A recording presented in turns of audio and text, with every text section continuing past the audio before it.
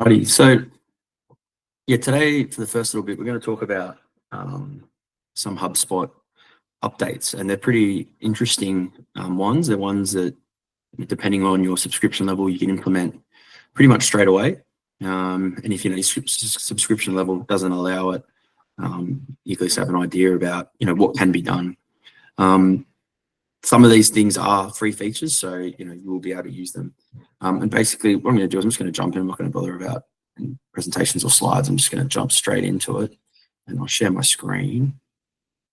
So what I'm going to look at today, I'm going to look at buyer's intent, lead scoring, and then also just going to touch on for a little bit customer agent. So now I don't know if you've played around with the customer agent side of the house.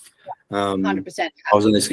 Yeah, I figured you might, so you might be able to jump in for us as well. But I just set up a little quick landing page with a customer agent, customer service support agent on there. So some really cool features that, without a lot of effort, like a lot of this stuff I set up in, less than an hour yesterday.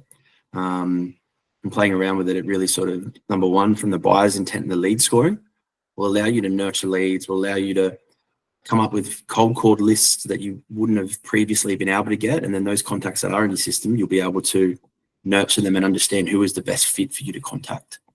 So, as you've seen from HubSpot, they're going pretty crazy at the moment with the amount of updates they're doing regularly.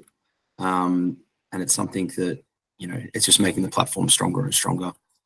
So I actually had a demo HubSpot through a partner boat party the other week, which was great. Shout out to HubSpot for that. It was a great afternoon, and they gave us a live demo of these new features that have pretty much only come out in the last month or so, so maybe a little bit longer than that.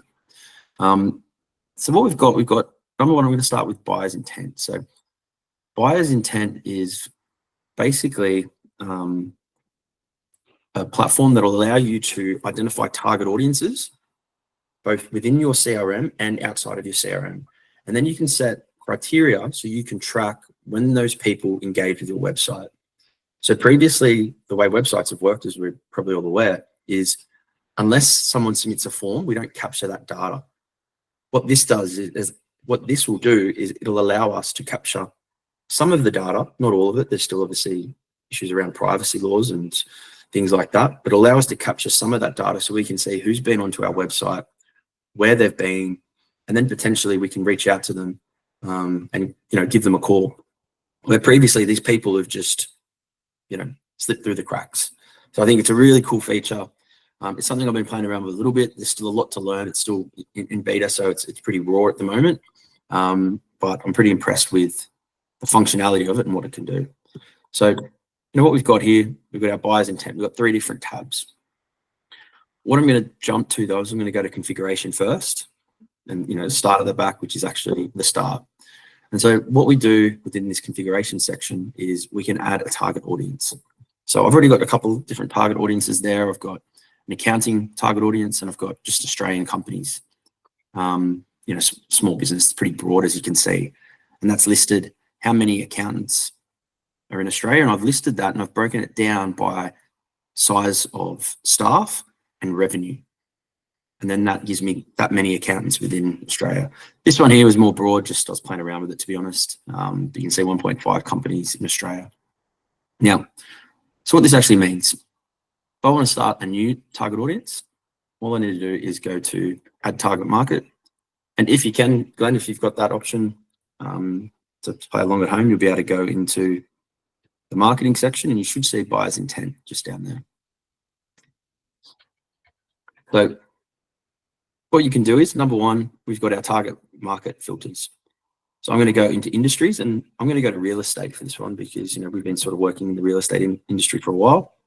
And I could put in couple, I could put in commercial, or I could just leave it as real estate. But you see there, I do both. We've got 156,000 companies. So a lot of companies within Australia. Now, I might want to filter this down a little bit more. I'm not going to go into too much depths of it. But generally speaking, we definitely want to come down and we want to look at the company country, because I don't want to be looking at every single real estate agent all over the world. I only really care about real estate agents in Australia.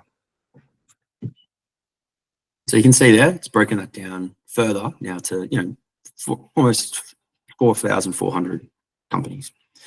If I want, I can go even further and go to state, and even go down to city. So, you can get a lot of detail around, who you're targeting and the type of person you're looking at. I'm not going to bother with that at the moment, but I will touch on web technologies because I think this is really cool and really interesting. What I can do is I can then come and identify, different platforms that real estate agents are using. I might want to target someone. You can see it filtered as down. It gets a bit too small, but there is practicality in that. If you're a digital agency or you're, working, doing something and you want to work with someone using a specific technology, I could just come and just go and not worry about any industries or anything else. I could just go to web technologies and, put in maybe a supporting platform for, say, HubSpot, and then I could target those people to try and get them into HubSpot. So really cool that it has that information.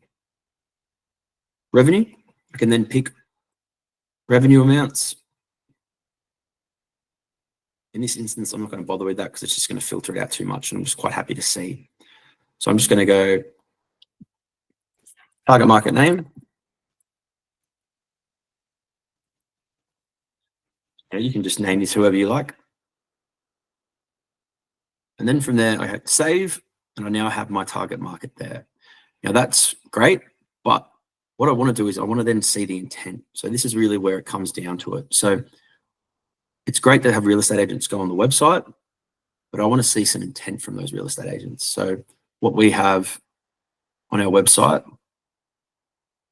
is we have a real estate agent page.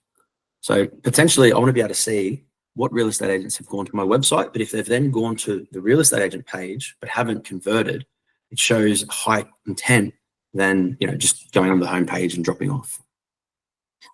So the way it works with the intent criteria, basically you don't post in the entire URL, you just post in at the end of your actual domain name. So I've got my domain name, ttp-outsourcing.com. I grab this bit. Then in intent criteria, there's already a bunch of intent criteria. I imagine in the future, you'll be able to break these intent criteria up by target market, but you can filter it on another page anyway, so it sort of doesn't matter, but it does get a bit messy. You could have quite a lot of intent criteria here. And then I'm going to put in path is equal to outsourcing real estate.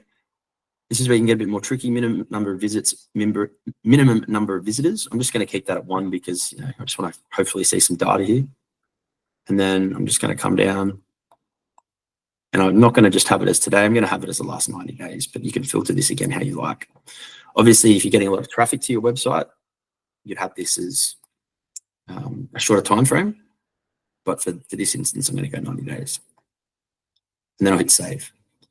So what it works, if your website is built on HubSpot, the tracking code will already be inserted. If it's not built on the web on HubSpot, you may just need to check on the page and insert this tracking code. So this is where maybe you might need a bit of a technical hand in different things, but you can embed it fairly easily. But if not, if anyone needs a hand, we can help them out with that. From there, we've got our next tab, which is our companies tab. So what this shows, this shows people who've had buyer's intent in the last 30 days.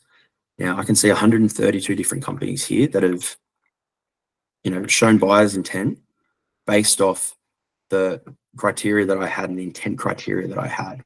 So fairly interesting for any, BDM sales reps. If your pipeline's not there, this is where you can come and you could go through these companies and call up these companies and see if something comes of it. Obviously, it's a bit difficult because some of these companies have 250 staff. So who do you call?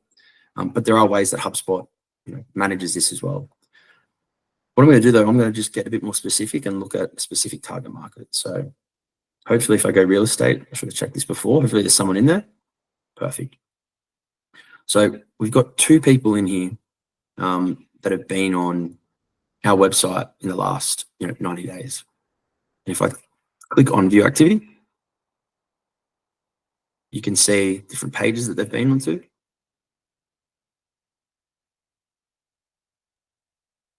might go to the account one because that's got a few more people there. So you can see here with the accountant's side of the house, if we come through, we have a large amount of companies. Now, the little HubSpot icon indicates that this person already exists within your CRM. These people don't exist within the CRM. And so if I click on this person, you can see that they've shown intent on one of my pages. So again, at the moment, data's raw. None of these people have actually been onto the accountant website page, but they have been to our website. And at the very least, what this shows us is a really cool way for sales reps and BDMs to get in there and have additional people to target. Now, one of the other features that HubSpot has, which will allow you to get further data, is called Breeze Intelligence. Now, there's a little plus button here, and what you can actually do, if you have Breeze Intelligence, and we're just waiting to upgrade to get that, it works off a credit system. I think $40 gives you 100 credits a month. And if I want to add that company, what Breeze Intelligence will do is it'll grab as much data, it'll try and find the correct contact, all the contacts linked to that company, so you've got a bit more of an idea of who to call. So overall, basically, this is just a really superpower tool, leveraging AI, leveraging visitors to your website that you can use and track, and really support your sales team and marketing team. The final tab is just the overview tab, and basically it's just sort of a summary around what's going on. So you can see here intent. We've got a large amount of companies because I've got that Australian target audience, which is probably a bit too broad, and I should tighten that down a bit, but for demo purposes, I think it's pretty interesting. 23 companies showing intent, 6 of those companies are captured, and then you can see a list of them down here. I'd probably do another session once we get the Breeze Intelligence in, just so we can show how that works, because it's actually got a whole different section where you can see all data. It will show, the technology the company uses. It will show a range of different information about it, and something that's just super interesting. Do we have any questions about buyer's intent at all, or any comments or any thoughts?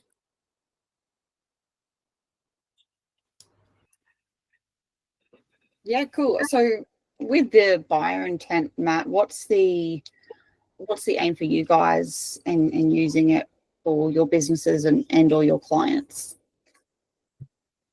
Yeah, so basically, I think the main reason that we want to use it is to really enable the sales team to understand who they can call.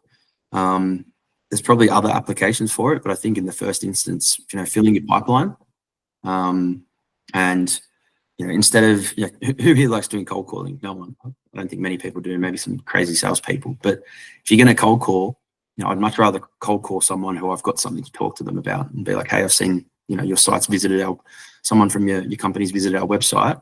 I'd just like to have a chat. And from there, you can do a range of different things. Yeah, that's a really great example from a layman's perspective, i.e. me, to hear it in those terms, saying, cool, like in simple forms, this is the outcome sort of that we're looking to achieve. So that's great, Matt. Awesome. Sweet. So we'll continue on. And yeah, this is more of an overview because we could unpack a lot of this stuff in a lot more detail, but we'll just do it as a little demo. So the next one's lead scoring. So this is a pro feature. This is in, sorry, I'll just share the other screen. So lead score in beta is a pro feature. Now HubSpot has lead scoring already. This is just taking the lead scoring to a whole nother level. The lead scoring previously, or the HubSpot score, as it was called, would identify a lot of things. You could put in, similar stuff to what we just had there around website visits.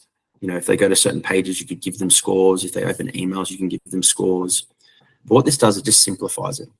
And the way it's set up in 2 different areas. And it's got one, you can do contacts for companies, but it's broken down into an engagement score or a contact fit score.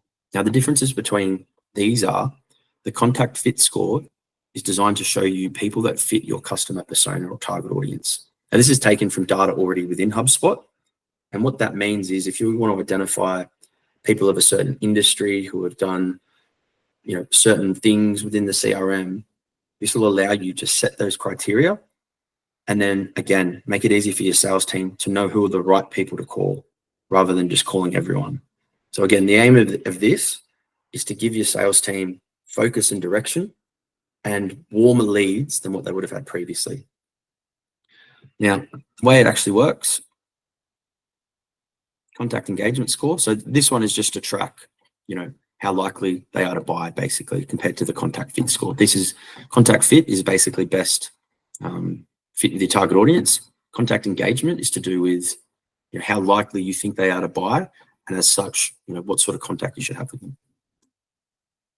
So in setting it up, add event group. What we've got within this, we've got a range of other features that we didn't have with ease in the HubSpot score. So number one at the top, just something that's really awesome, the decay score. Now, what this means is we can, if someone gets a high score, they're up at 10, over time that'll go down. Previously it wasn't as easy to manipulate that score and remove points. You could do it, but it just wasn't as easy as this. And why this is important is obviously over time, people are not as engaged and they're not as likely to buy. Someone who was likely to buy 6 months ago is probably not likely to buy today. And we can set these filters.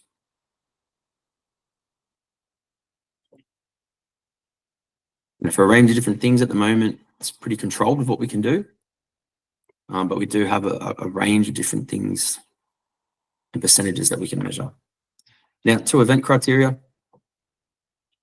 again, what we've got here is just so many more options than what we had previously. Ads, calls, CDAs, documents, forms, marketing emails, media, messaging, meetings, sequences, SMS. Again, so many more opportunities and just so much easier to control. So what we do, we can come in, we'll just start at the top. We can select an ad interaction. So any contact who is selected to engage with an ad. And then we can select different ads. So why this is important, someone who comes in through a Facebook ad, for example, is less engaged and ready to buy than someone who comes in from, say, a Google ad, because Google ad shows intent because they've been searching for it. So if it's a Google ad, for example, we might set the score at 10. Compared to a Facebook ad, we might set it to 2 or 5. Now, the way we come up with these numbers is a bit of a dark art. There's no real sort of metric around it. You just want to make something work for you and then have a number where if it goes over that point, whether it's 70, 80, 60, 50, that's when they're engaged, and you can then give them a call or take that next action or automate to send them an email or whatever it is. Pick ad campaign, we can pick a range of different things here. You can see I'm just sort of randomly clicking stuff now, but you can go through that. I can add another another event, because then I might want to have it that if they've looked at a certain document, contact viewed a document, you might have a particular lead magnet that's important. And so, I know I've got a couple that I really like and I've got on my website. That might give you 10 points. And again, you go through this. Now, what you can also do is you can have different lead scores. So, on my subscription, I can have 5 different scores with this. So there might be different things that you're tracking. And they'll end up being in a field within HubSpot. So as we move through, we can then exclude contacts. If we want to exclude contacts who are customers already, if we don't have a need to resell to them, or you can set more specific fields as well. We then have settings, and basically what this is the property label.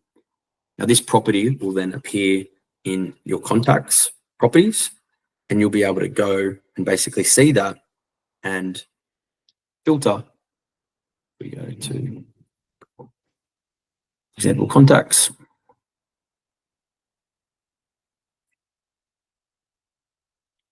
Being a bit slow, but basically go to contacts, and I've got the old HubSpot score. We could have HubSpot score, I could have engagement score, I could have best fit score.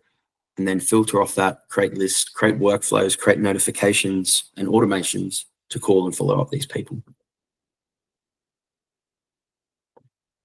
Same with the fit score.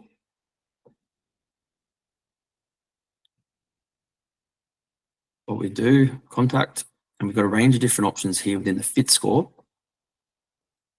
that allows us to track and filter. So, for example, a fit score, we could create a fit score for someone who is already a customer, and we want to identify certain metrics for people who we want to cross-sell something else to. And so we might go, all right, if they've purchased this product, I know that they're likely to want to purchase this other product. And so create, metrics off that. You get down to product, and then there might be a closed won reason that would show that further intent. So again, lead scoring is not a new factor. It's just another add-on, and it goes to add on to now HubSpot score, the AI predictive lead scoring as well. And then this, again, just making it a lot easier for your sales team to manage and understand who to call at the right time and when. Any questions about the lead scoring? Awesome. Alrighty, so I'm going to jump into next, just the customer agent. I'll probably let Nat jump in. She'll probably have some comments, but I've just got a little demo set up about it. It's just another new feature. Yeah, go for your demo. Go for your demo, and then I can always add on to it. Yeah. So as we go in first, you've probably seen the Breeze tab. So the Breeze is basically HubSpot's AI platform or AI system. And there's a range of different things built in with this. Copilot, which is where you can ask HubSpot questions, agents, and intelligence. Intelligence is Breeze intelligence. That's where I said it will get data from buyers' intent companies. But the agent's what we're looking at today.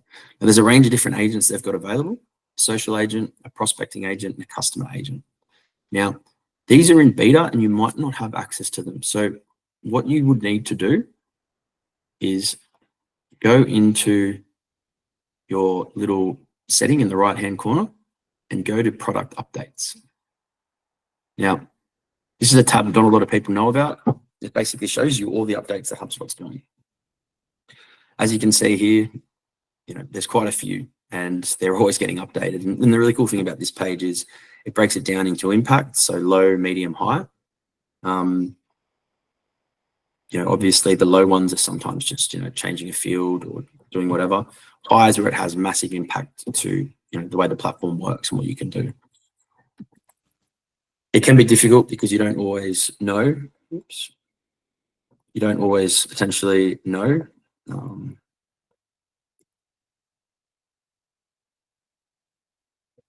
You won't always know exactly which one to search for, but it'll pop up here. I don't know, maybe the beta's closed at the moment. I can't see it anymore, but when it appears, it'll be appearing in this section. So just double check, I'm sure I've got searched. Oh yeah, no, sorry, it's still there, my bad. So you could search for customer agent, and then I'm already here. All you need to do is click that button. So this is an area that, you can check regularly to get in on some of these betas and, play around with some of these new features as they come out, test them, hopefully optimize the way that your platform works. So that's Breeze. And then, what does this actually mean? So a customer agent, this is basically a customer service agent. Now, like I said, there's other different agents that you can use. Now, what we've just got our overview page where basically just sort of says, so I've called our customer agent Van. And a shout out to Van, who helped us pretty much launch the CRM side of the business back in the day, but moved to the States. What we've got then as we go along, we've got content. So this is basically where we can add different pieces of content. I don't know why this is in beta, so there could be a little issue with it. But basically what I've done is, number one, we have our knowledge base and our knowledge hub, which are a bunch of support articles based around HubSpot, which we've uploaded as content. So the way it works is we add content, and I can do existing content within HubSpot. And so I'm just going to pick pretty much all the content we have. If you want to get more specific, you can, but this will grab our key bits of information around, you're going to love a live demo with technical issues. I imagine this is something to do with the beta. That's fine. But basically, this would then appear. And so it's grabbing all the information that you've got within HubSpot, your blogs, your data, knowledge-based articles, and then the AI will use that in answering questions. I also went and uploaded HubSpot service support page, which is the knowledge-based article that HubSpot's created because I've made this a customer service agent. What you then do is you go pick a channel. So this channel is basically linked to a chat flow within HubSpot. So you would need to create your own chat flow within HubSpot. I won't go through that today, but it is pretty simple. And then you assign that agent to your chat flow. So the chat flow section is here. And basically you can just create a chat flow, and that's all you need to do. Click create it, select it as live chat. And then from there, you can come back here and assign your agent to that live chat.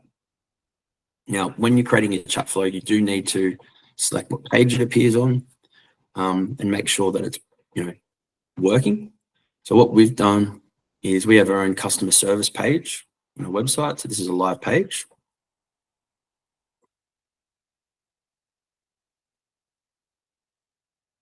Oops, sorry. And you can see here, there's just a little talk box. And what this is, I've got Van. I already asked some questions, but this basically is number one, a knowledge-based article and live chat. So I can search something here and it'll show up, or I can come down to Van and ask her a question. So I can say, I'm having an issue. Well, please explain to me. What are you sharing another tab? Oh, thank you. I'm jumping around too much. So I've got our customer service page. And what we've got here is we've got our little help icon. So people have the option to come here, open a ticket, send an email, give us a call. But they now have an option too to talk to our customer agent. This area here is searching knowledge-based articles within our CRM, but they can come and they can speak to Van and say, please tell me about HubSpot. And then wait, and then Van will give me information about HubSpot.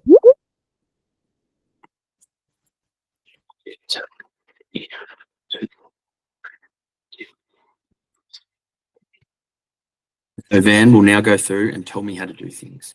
So what we're doing here again is basically we're setting this up so that we can remove the need to have, such a large customer service team, because hopefully a lot of it can be managed through, the agent. And again, it's down to how you train the agent. But again, really cool feature. Nat, I don't know if you got anything that you wanted to add with that. Or you just on mute as well. Sorry. I think for me, Matt, one of the things is that, like anything with AI or exploring new technology, is to go in it with curiosity and a possible outcome you're working towards. And that way, while you're building something, you can certainly you've got a better chance of getting it how you want it. I'm building my own developer agents within HubSpot. So I think how you shared this today is quite, you've pretty much nailed that. So yeah, I'm going into the developer level. So that's not really relevant to this at the moment, but it's the same principle other than define what you're looking to achieve. And the great thing about this is, what Nat's talking about is a lot more advanced. This is basic, like anyone can sort of set this up. And it can add a lot of value to the business. There's other agents that you can utilize as well. And there's other things that you can play around with this. And the great thing about it is HubSpot's leaning so heavily into AI, which a lot of companies are, but they're doing it really quickly. And because of that, we're getting these features popping out, really quickly. There's other platforms that are, charging you, $50 a month, $100 a month, $200 a month to do this thing. And this is built into HubSpot with subscription. I've got a couple of things that could be added towards the end of this, Matt, is the Dharmesh, the founder of HubSpot, and the the agent portal that's available as well. So maybe if people aren't ready to set up their own, they can utilize the agents in other ways. So if you want me to share that, I can share a little bit about that. Yeah, that'd be great. Thanks. Yeah, do you want me to do that now? Yeah, if you want to, or we could do it. If you want to do it at another session, just a. That can be another session. I was just making aware of, like, within HubSpot, like that, the customized agent is phenomenal. Like, you know, businesses who are going to utilize that, or if people are a little bit unsure of how to set that up, there's a segue into using the other agents that they've built as well independently. So we can do it now or in a fortnight time, whatever.